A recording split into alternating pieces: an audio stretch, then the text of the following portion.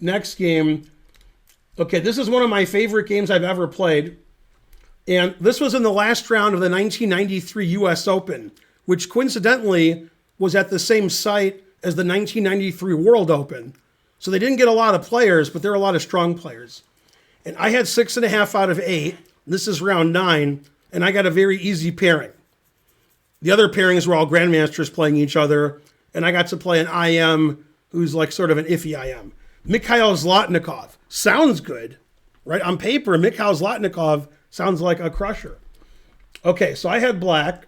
This is like at my peak of my USCF rating. I was like 2650. Okay, so we played a ready. We were ready for that. Boring.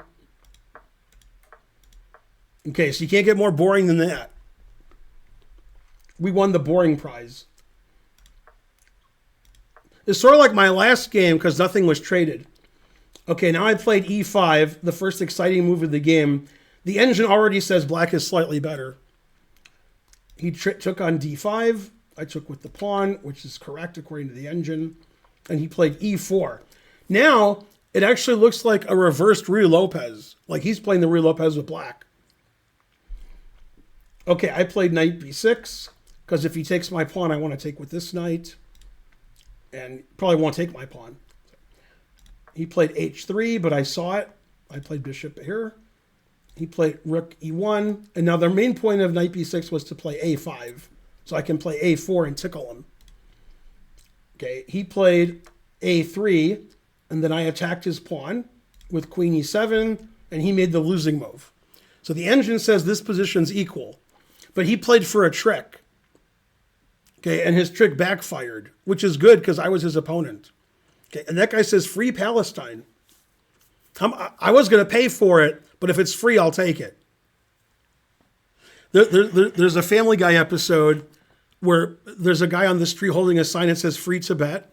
Yeah. And Peter calls China and says, hello, China. I think I got something you want. You know, it's free. It's free Tibet. It was. All right. Okay, so in this position, white should play either e takes d5 or d4. But my opponent blundered playing the losing move. Right, Karen? He played knight b1, defending his pawn. Notice that it undefends his e-pawn. He was hoping I would take that free pawn. Right? So I did. Then he unleashed the move he thought maybe I missed. I don't know what he thought. What move can white play that's a good tactic? It doesn't work, but at least he's trying. Let's see. So he sacrificed his e-pawn. Now he's going to play his tactical trick. But this was 1993 when I was good, so you couldn't do this bad stuff against me.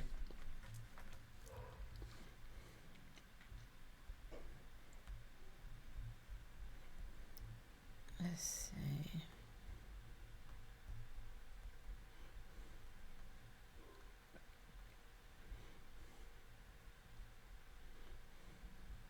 So I have a funny story about this guy.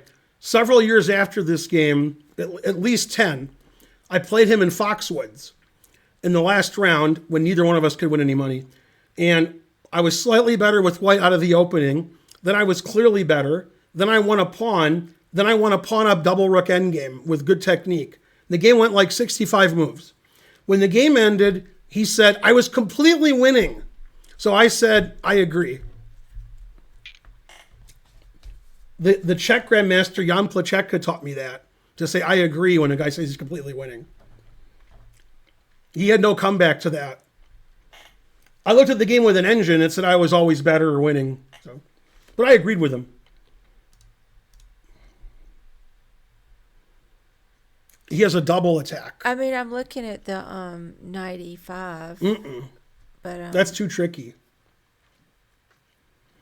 Yeah. Go ahead then. He played bishop b5, which attacks my knight. Okay. And attacks my rook. Oh yeah. So that's why he thought I couldn't play knight takes e4. But this is when I was good. So I saw all tactics. I was like those little kids now. Okay, so I played knight g5, sacrificing the exchange, but I destroy his king. So now he can't take my rook, But if he doesn't take my rook, he looks pretty silly. He should play something like knight bd2 or bishop e2 and just be down a pawn and losing. But, he played this to take my rook. So, took my rook.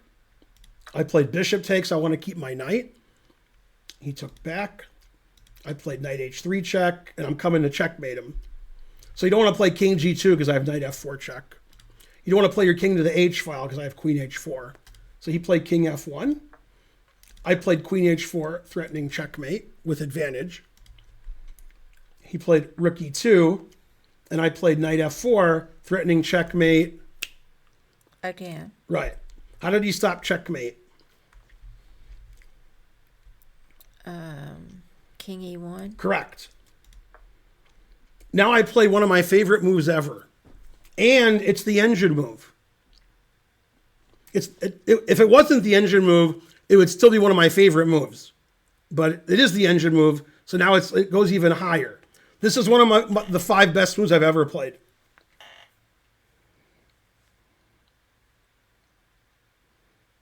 And the obvious move is the second best move. First, you have to say what the obvious move is. Just a second. Just let me look at it. Mm-hmm.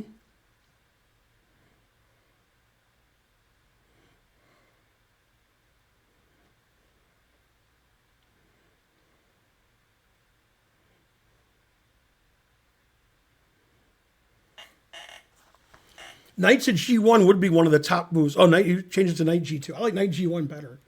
That's funnier.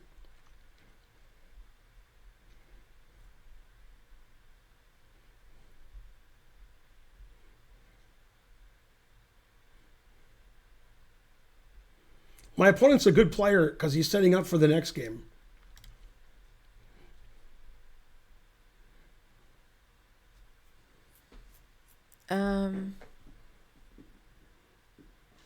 Oh, you got that rook there. I won a lot of money for this game, too. This was the U.S. Open last round. I ended up tying for second with 7.5 out of 9. So I think I won 2,000. And this was like in 1993. 2,000, that's like 10 billion now. Oh, yeah, got the rook. I think it's knight g2. Knight g2, then king here. Then I thought you could go... Oh, I didn't see about the rook blocking. I was going to say queen f4. But I guess he could... I mean, I'm sure that's winning. Yeah. The obvious move is to take the bishop, Oh, which is winning. I thought you had a mating attack. I do. I played a better move that has a mating attack. Okay. I played rook d8. Yeah, moving towards his bishop. That's funnier. Because this is the only square his king can go to. Right. So now if it's my move, I play bishop b4 check and pre-move queen h1 mate. Because my rook is defending d2. So I'm threatening bishop check and mate. Yeah, I see that. Nice. I was looking at... It's very hard to defend rook d8. Okay, he played knight c3. That stops bishop b4 check. What did I always play? I don't know. Always play? I mean, I don't know. Yeah, you know. It's one of my sayings. Always play what? I'm black. Oh, bishop f8. Always play bishop f8. Now I'm attacking his queen, and I'm threatening mate. Yeah. Okay, so he took, and now I played a good move, and it wasn't queen takes queen. My move's better than queen takes queen.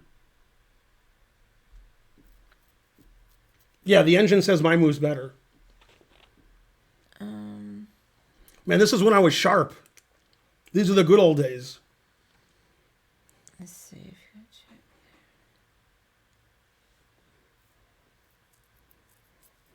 Always play bishop f8. Look at the big brain on Bonarici.